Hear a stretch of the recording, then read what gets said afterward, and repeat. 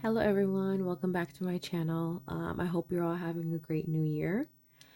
I wanted to just do a quick video that I've been wanting to do for a while on my coloring journal that I created myself.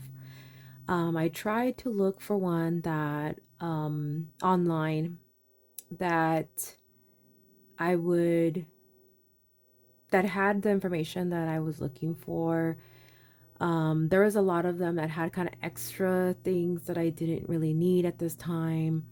And if I thought I would need, then I could just add later to my actual coloring journal. So this is kind of like a DIY, cheaper way to kind of create your own coloring journal. Online, there's a lot of different coloring journals that have like um, calendars where you can put, the pages you're going to be coloring, goals for the year, the different medias that you use, color combinations, and swatching and all that. So for me, I use swatch charts a lot. I created my own swatch chart as well. I mostly want to keep color combinations that I can use as a later date, swatches, of course. And then I also wanted to create an inventory of all my coloring books because I realized that I bought two copies of one coloring book that I had. So I want to try and avoid that happening ever again. So this is my coloring journal, and I just bought a nice binder from Ross. I think I got this one from, and yeah, so I bought this binder, and I have a bunch of these plastic transparent sheets where you can just input um, paper, and it will protect your paper instead of having to hole punch. So I have a million of these around my house, so I just wanted to put use to them. So it's something that I already had. So my first sheet is I have a bunch of extra swatch paper. So I don't know if you've seen any of my shorts, but I use this dot grid paper. I really like it, and it allows me to make the swatches as small and as big as I want. And I can just print this on the paper that I like on my printer, and I have an endless amount because I can always print them. So this is my coloring journal. I just wanted to put a page to kind of, make it nicer, and I wanted to kind of show what it actually was. And then, like I said, I wanted to have my coloring book collection in here. I haven't filled out anything from here yet. I want to organize my coloring books before I go into inventorying them. I think I'm gonna put them by Illustrator. I don't know if that would be the best option, but for now, that's what I think I'm gonna do. And then I have my color pencil swatches. So I actually have more than just color pencil swatches in here. So I think I'm gonna add one for gel pens, and for other media that I have. I think I have pastels. I have the Faber-Castell gelatos, and I think that's probably all the other media that I have. Some of my pencils that I have are water soluble, so I might be doing maybe swatches for, like, um, adding water to them. So my swatches are very basic. I have a sticker printer, or label printer that I use, and I just put the pencil on the side to indicate which color pencil it is. I have done so far some of them, not all my pencils yet. And then I have a sheet in that same section for the any color combination. So here's my whole blind color combinations that I have used so far. I know I have a lot of others that I've used in the past, so I kind of have to start tracking them. I currently only have, I think, color combinations for my whole binds, maybe my luminance. Let me check. Yes. So for my luminance, I do already have some color combinations, and I just kind of put the number of the pencil I think the numbers is easiest for me because that's how I indicated on my swatch chart, as well as the name. Sometimes I feel like writing, sometimes I don't, but I think the majority of the time I use the name if they have one. I think for the Artesas, I wanted to make it a little shorter, but it just depends on how much I want to write. So sometimes I'll put the name and the number, and sometimes I just put the number. But when I do my color combinations, I feel like it's easier to just put the number. So this is my color set.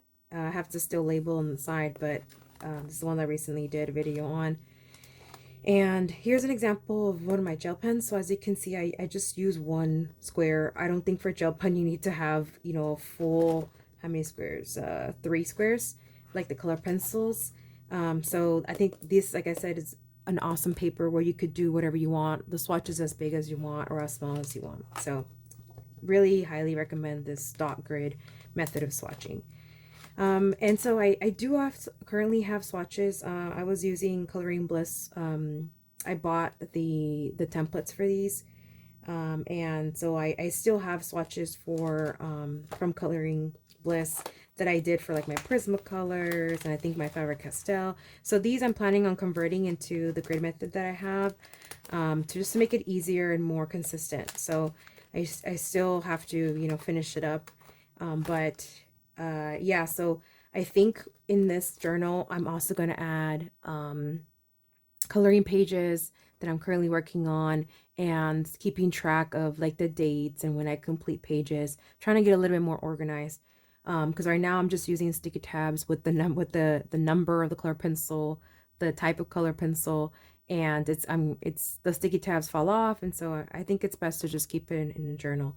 But this is, you know, I just wanted to kind of give anybody ideas that, you know, can't afford to always buy the beautiful journals that are out there, the calendars that are out there, because they could get quite pricey. So this is a very inexpensive way of keeping track of all your color pencils, coloring books, swatches, different medias. And, you know, it's a pretty little binder, and you could print stuff out yourself if you have a printer, and, you know, any binder that you want. So this is very DIY, and I think it's something that I want to share with you because I haven't seen too many people create their own. Everybody just kind of goes to the most available item out there.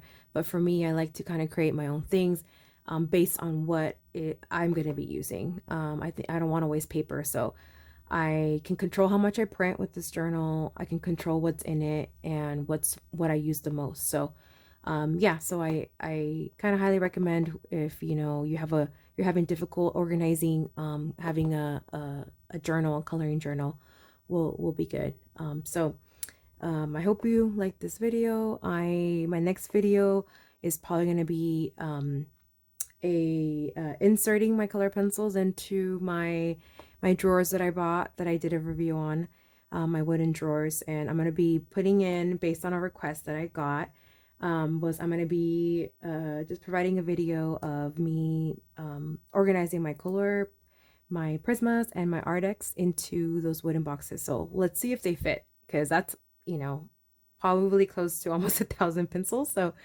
let's see if they're all going to fit. Plus I have some other ones that I want to fit in there, and some that I already put in there. So that video, I'm going to show me putting them in the drawers. I think I want to kind of talk a little bit about myself, kind of where how I got into coloring, how long I've been coloring for, and other kind of, you know, nonsense information about myself, to kind of, you know, let you know a little bit more about me. So I can be more than just a voice on YouTube. But I also have, you know, a new idea. Like I said, I'm a DIYer for a lot of things, and so I found an idea that I want to share with you guys, that I thought was really cool, and inexpensive as well, to keep swatches. In addition to my coloring journal, I want to be able to have swatches available because I use a lot of the Sarah Renee Clark's, I have the color cubes. So I think in here in my coloring journal I actually have, yeah. So I use these a lot. So I want to be able to have a better method of being able to compare the colors than just, you know, putting it against these rectangles. So stay tuned, and I'm really excited for future videos to come. Thank you, and have a great rest of your week.